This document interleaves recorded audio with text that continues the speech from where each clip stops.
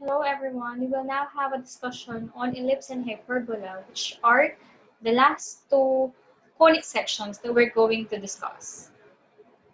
So let us have ellipse. So a quick trivia. Back in the days, the whole world thought that the heavenly bodies revolve around the sun in a circular orbit. However, Johann Kepler, 1571 to 1630, the official astronomer of the imperial court in Prague, was the first mathematician to correct this notion of planetary motion. From the studies of the astronomer Tycho Brahe, Kepler made an astonishing discovery that orbits are in fact elliptical. His laws of planetary motion are considered as the most impressive deduction from empirical data in the history of mankind. So we're showing this because we'd like you to know that ellipse is already exists, or it is really important as part of our life. So you might be thinking, ano bang connect nito sa buhay ko? Yung parang ganun. So we have encountered ellipse many times. It's just now that we are more aware of it.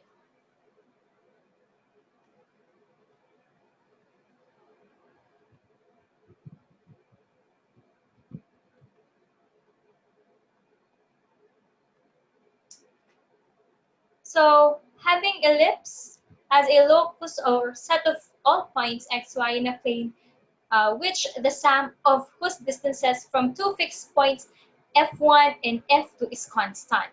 These two fixed points are called foci. This is the plural form of focus of the ellipse. You have to imagine it this way.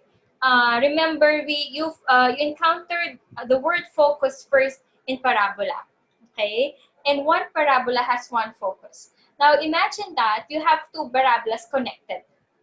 Therefore, you're going to have two foci, okay, or two foci. Now, you'll encounter almost the same parts, but of course there will be still unique parts for ellipse. Having said that, these are now the parts of an ellipse. So we have two foci, so let us name them as focus 1 and focus 2. And then if you're going to draw 2 points on anywhere on that ellipse, you actually come up with the same distance. So if I am going to measure the yellow line here, the two yellow lines here, and I'm going to add them up, they have the same distance as this purple line, okay, as this one here. So they are equidistant. Now, there will be two axes, okay, in each given ellipse. We call them the major axis and the minor axis. So how are we going to differentiate the two? You always have to remember that we call it major axis because it comprises the lengthier or the longer axis of the ellipse. It would actually tell us if your ellipse is lying horizontally or vertically just by looking at its major axis. And the minor axis will now be the shorter axis of an ellipse. Now, this major and minor axis were not actually fixed in the x coordinate or on the x axis or on the y axis. They can be interchanged. Okay. For us in this lesson, we will be focusing more on the center in the origin. So you can have a center which is not on the origin, but we're going to focus on this one, just on this one.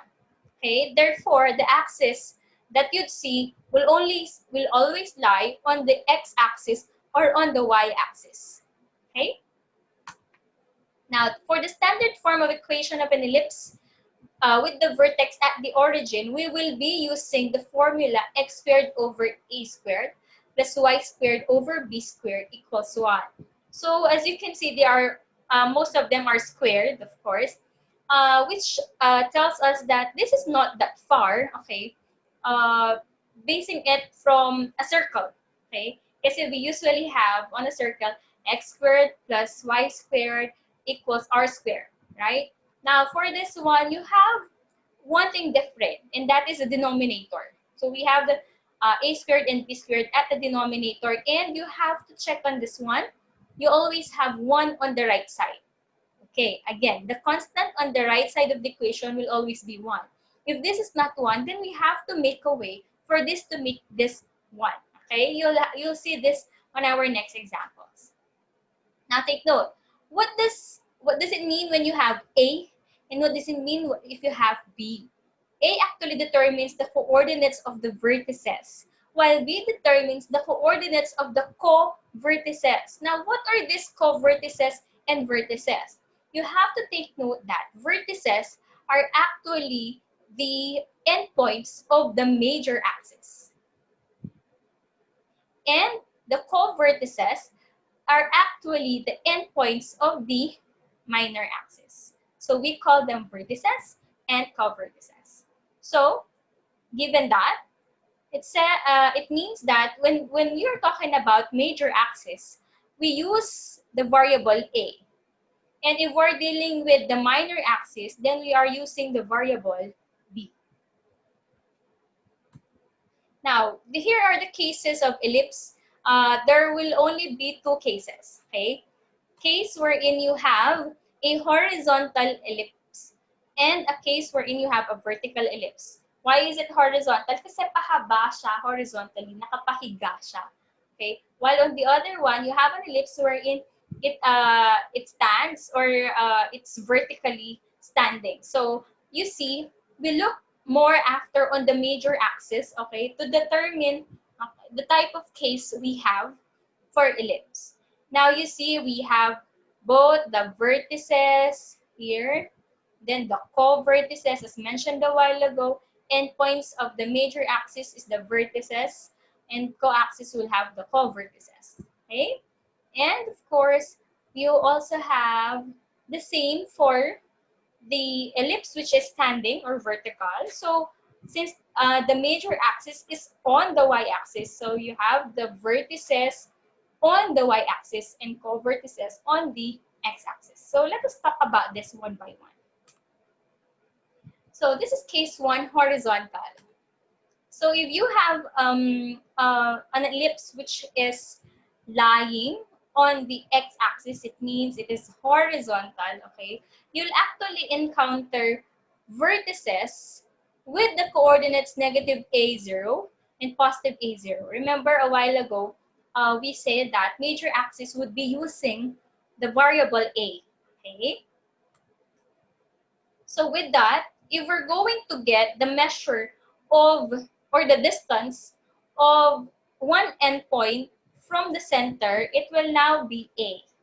So given that, if you would like to get the length of the major axis, since one part is A, then the whole part will now be 2A. And that is actually the major axis.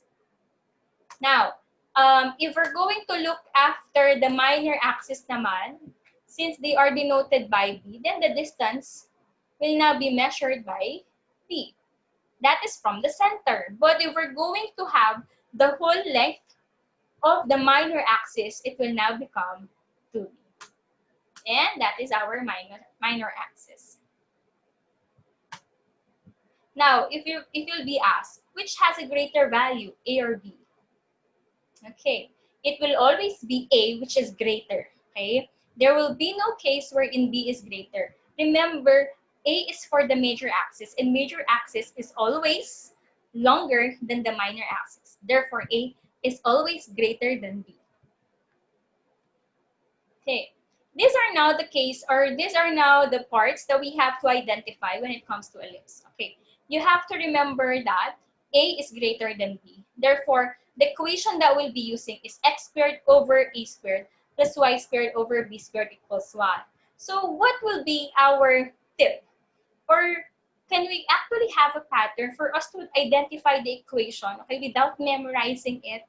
You just have to remember that if you have an ellipse that is lying horizontally, then it means the major axis is on the x coordinate or x-axis. So looking at it, if A is the major axis or the endpoints of the major axis, it will now actually be lying on the x coordinate. So you have x squared over A squared and then y squared over B squared. That is your minor axis B, is actually lying on the y-axis. So it's easier to think of that way because you can actually have the pattern of all the parts afterwards. So next, major axis, you have positive, negative A. You look at it.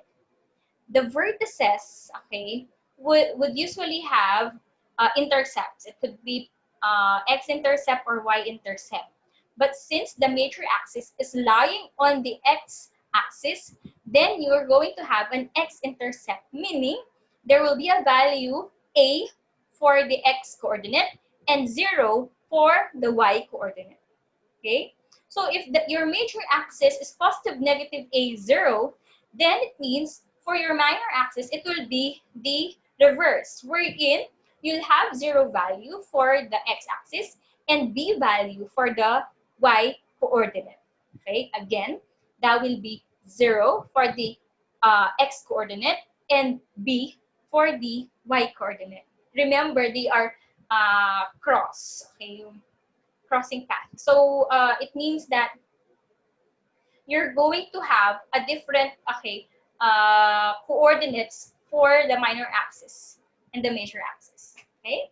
Next, for the axis or the length of the major and minor axis, we only use 2a and 2b. So 2a for the length of the major axis, which is at the x axis, and minor axis will have a length of 2b, which is at the y axis. Now, for the foci, we will be using the notation or the coordinates positive, negative, C, 0. Now, uh, as the major axis is lying on the x-axis, then it means your foci will also be lying on the x-axis. But the question here is, how are we going to get C? Okay, C now will be measured or will be identified using the formula square root of a squared minus b squared. So it means you only have to subtract, okay, the numerical coefficient or the denominator of x squared and the denominator of y squared, and then get the square root of it, and that will be the value of c. Okay. Now for the vertical ellipse naman, we'll have this example wherein you see our vertices are lying on the y-axis and co-vertices are lying on the x-axis. So are we going to have a different length, different measurement for the major axis and minor axis?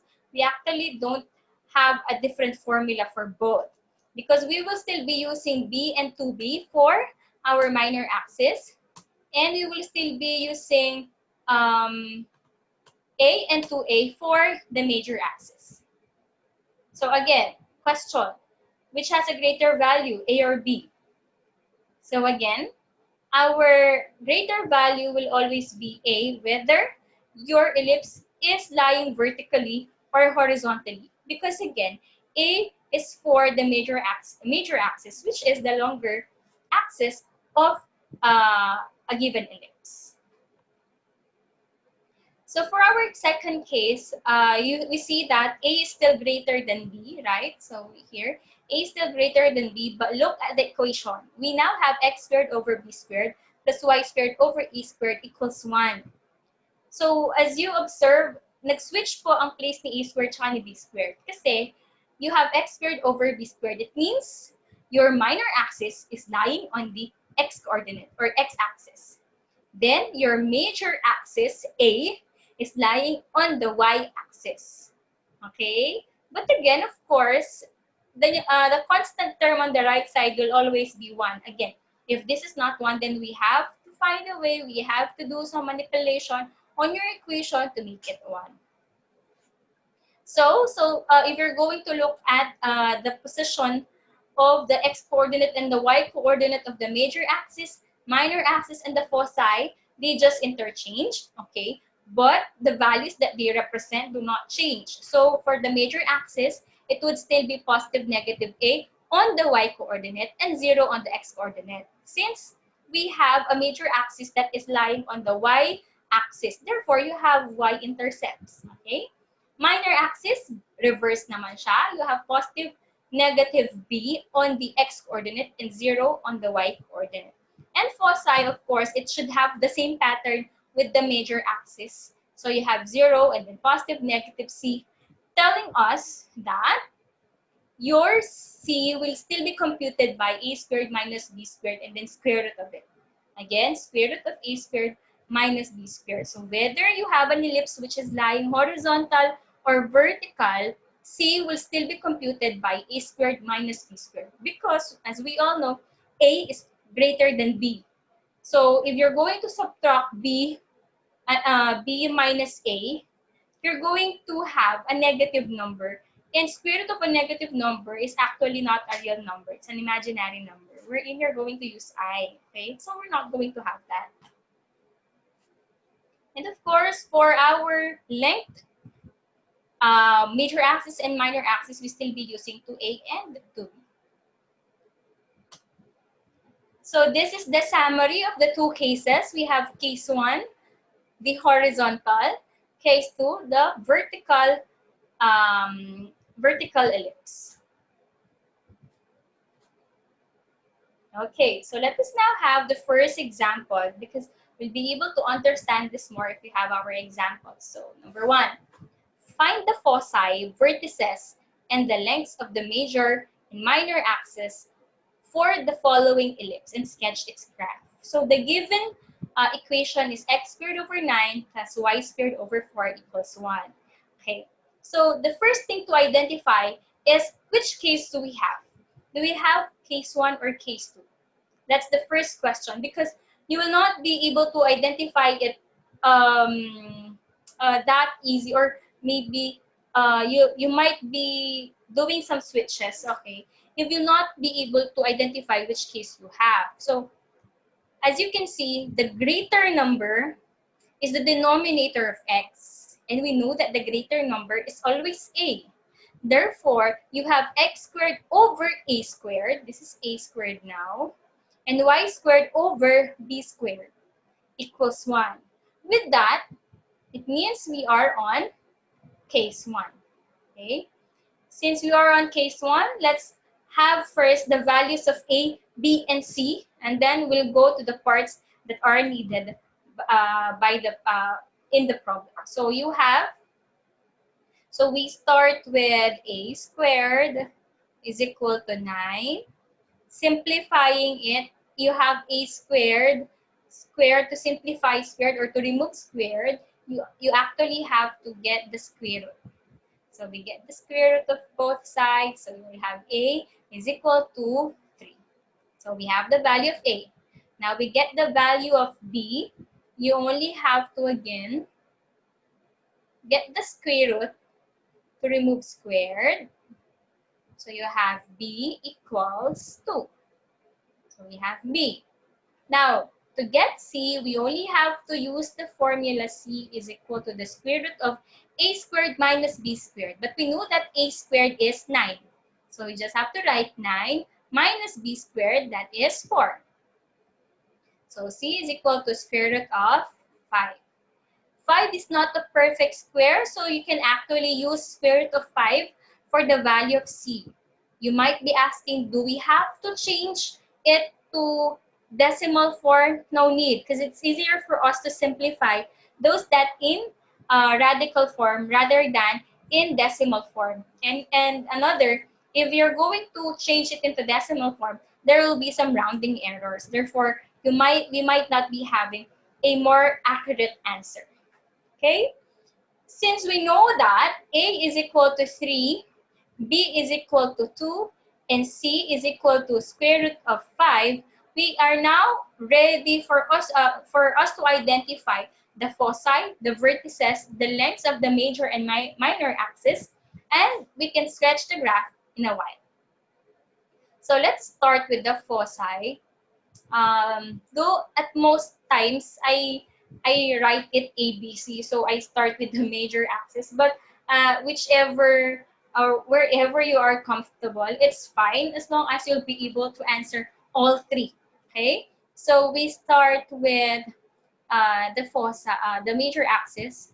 So major axis, that is the vertices. So for the vertices, you have, diba, it's lying on the x-axis. Therefore, you have the value for x. So you have positive, negative a, or positive, negative 3, 0. And then for the co-vertices, you have 0, diba, mag-interchange sila. Positive, negative b, which is 2. And for our foci, we have the value of c. So you have positive, negative square root of 5, 0. So these are now our parts, okay, of the ellipse. Now, for us to get the length of the major axis, we know that major axis is equal to 2b, or 2a rather. So we just have to substitute. So 2 times 3, so you have 6. And the length of the minor axis will now be 2b. So you have 2 times 2, and that is 4. So that's it. We have the foci, the vertices and co-vertices, and the lengths of the major and minor axis. Now next is we're going to sketch the graph. We will now be using Desmos for us to easier graph it.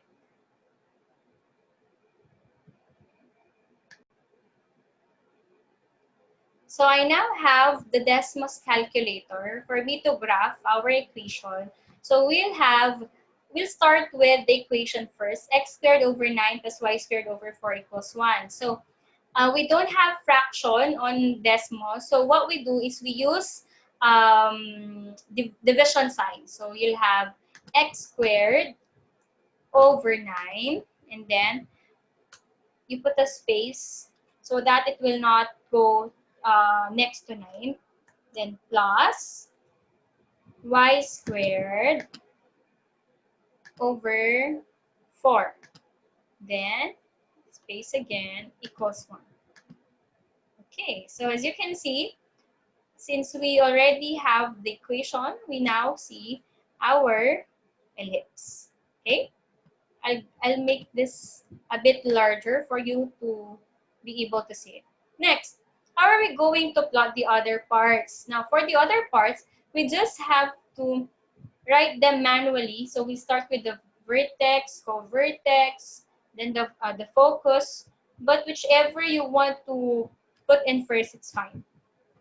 So for our vertices, we have positive, negative 3. So I am going to write it one by one. Okay. So we'll have positive 3, 0. And then I'm going to label it vertex 1 or V1. And then negative 3, 0. Label it V2. Then next, co-vertices. So we have 0, 2, label it CV1, and 0, negative 2. This is co-vertices 2. Co-vertex. Okay. And as you can see, as I type in the coordinates, na-highlight na yung mga vertices natin. You can actually have the same color for each part, but it's up to you of if you want to do it or if you want to change it or not. So we have the foci now. For the foci, we will have positive, negative 5. So 5 or square root of 5. Square root of 5. Then again, you put space, okay. 0. So we can have this as our F1 or focus 1 and focus 2. So you have square root of or negative square root of 5, then space, comma, 0, close parenthesis, label F2.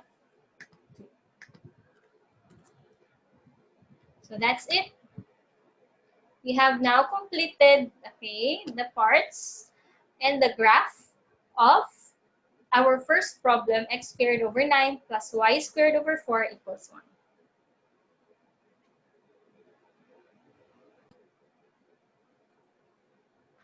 The next problem states, find the parts of the ellipse whose equation is x squared equals 4 minus 2y squared.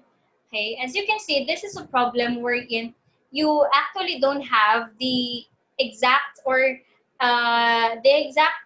the standard form of equation of an ellipse. So what we do is we have to change this first to standard form. Remember, you should have x squared or x squared plus y squared, and then the denominators equals 1. So first, we have to separate muna all the variables and the constants. Okay? So we may separate them first, x squared. Then we transpose negative 2y. So that becomes positive 2y squared equals 4. Okay?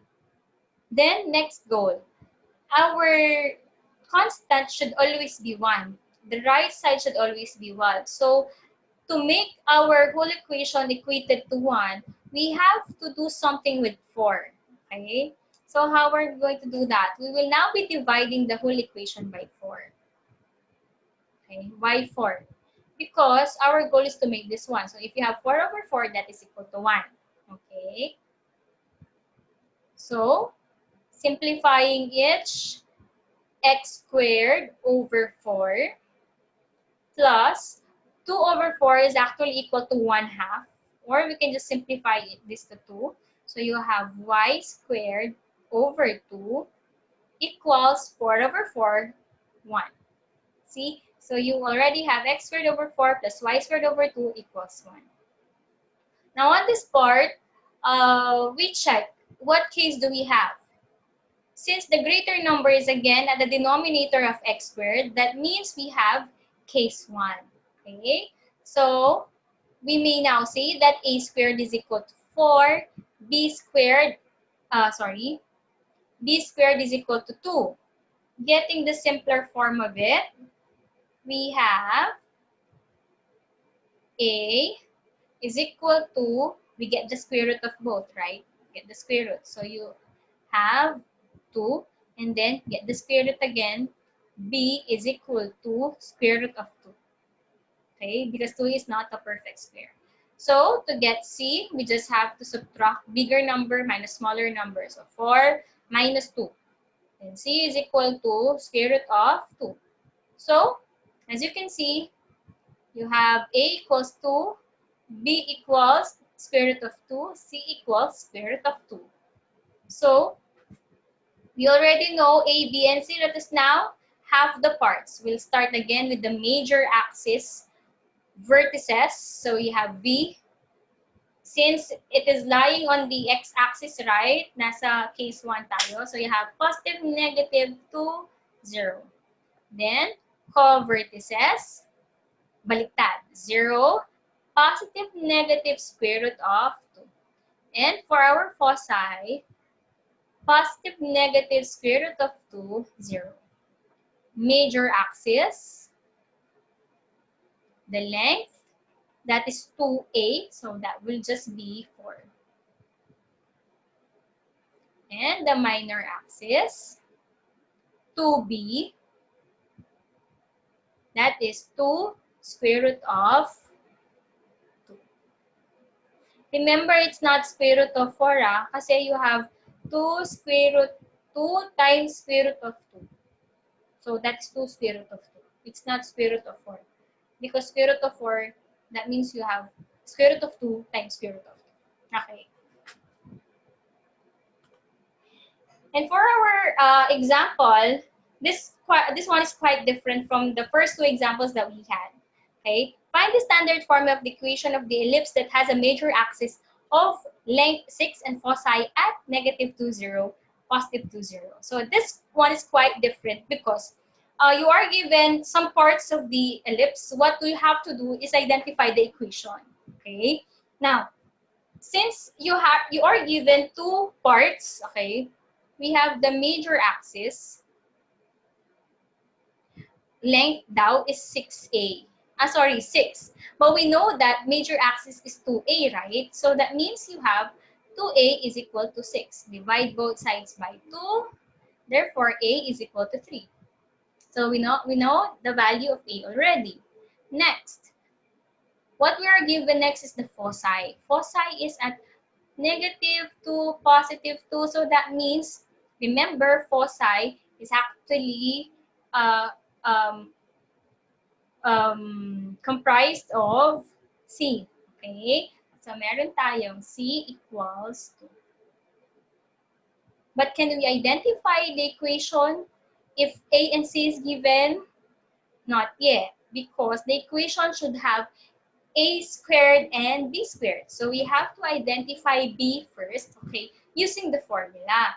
But the formula is C equals square root of A squared minus B squared. So we just have to substitute A and C, and then we identify B afterwards. So we substitute C to square root of A squared, that is 3 squared, minus B squared, which is the unknown. So you have 2 equals square root of 3 squared minus B squared. You may simplify 3 squared to 9 minus B squared. But the question here is, ma'am, may square root. Paano tatanggalin ng square root? Kanina may square tayo. Para tanggalin si squared, kunin natin yung square root niya.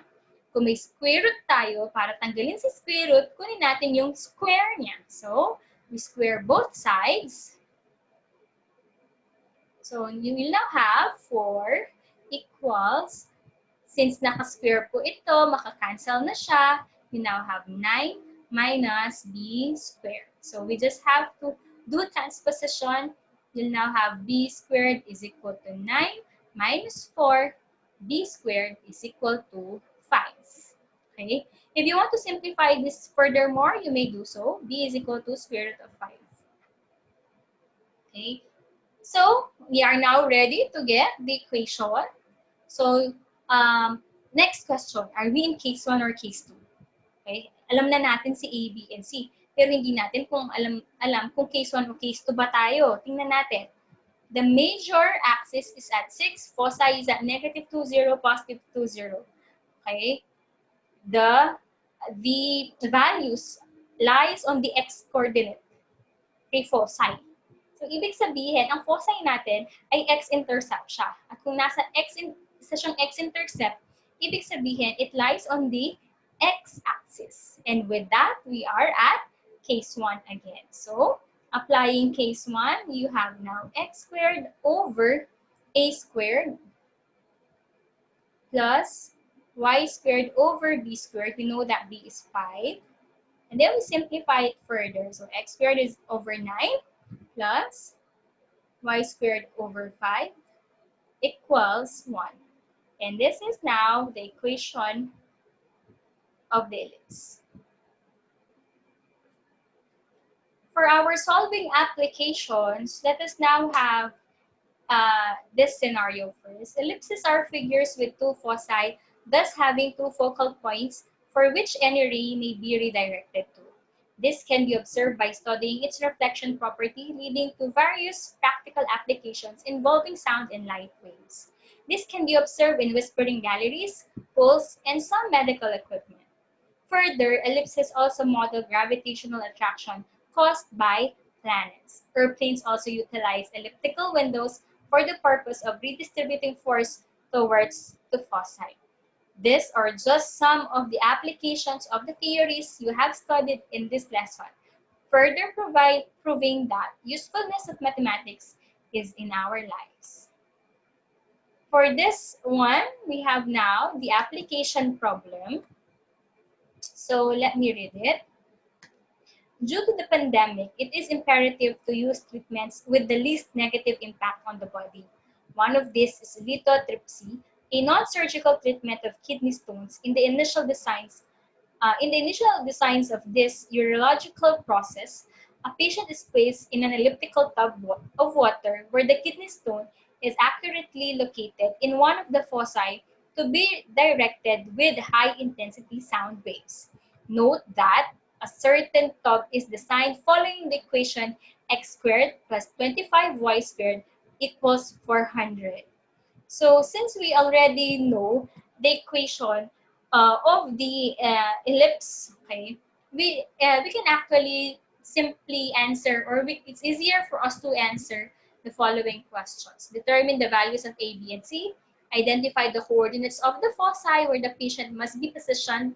And if 1 unit is equal to 1 foot, will a 6-footer patient fit in the top? Why or why not? Prove mathematically. So, for this example, let me uh, let, let us just go back, okay, to the equation 16x squared plus 25y squared equals 400. As mentioned a while ago, our goal is to make our constant equal to 1. Since it is 400, we just have to divide, okay, each term by 400. Okay. Since we have divided each by 400, we may now actually solve or simplify each. So you'll have x squared over 16 over 400. That can be simplified to 25 plus y squared over 16 equals 1. Okay. So with this, we may now say a squared is equal to 25. That means a is equal to 5. B squared is equal to 16. So B equals 4. And C is equal to the square root of A squared minus B squared. So 25 minus 16. So C is equal to the square root of 9 or simply 3. Okay. So A is equal to 5. B is equal to 4. C is equal to 3. Now, with that, it's easier for us to answer letter B. What should be the foci where the patient, okay, must be positioned? It will now be positive, negative, 3, 0. Okay. Oh, why did I write positive, negative 3 on the x coordinate? We know that you have x squared over 25, where in 25 here, the greater number means this is your A. Okay, so x squared over a squared, that means your major axis is lying on the x-axis. So you have positive, negative 3, 0. Now this question, if 1 unit is equal to 1 foot, will a 6-footer patient fit in the tub? Why or why not? Proof mathematically. So for this one, you just have to check which part of the which part of the ellipse, okay, should we look after for us to know if a 6-footer patient will fit, okay? It's actually the major axis. Now, for the major axis, this is the longer axis, right? So you go back to the problem. What will be the length of the major axis? Since A is equal to 5, then it means that the major axis is equal to 2 times 5, which is 10. Okay? This is equal to 10. So if one unit is equal to 1 foot, then you have 10 feet. So the length of the elliptical tub is actually 10 feet. So that means the 6-footer patient can actually fit in. We are now done with ellipse. I am now going to discuss hyperbola on the next video.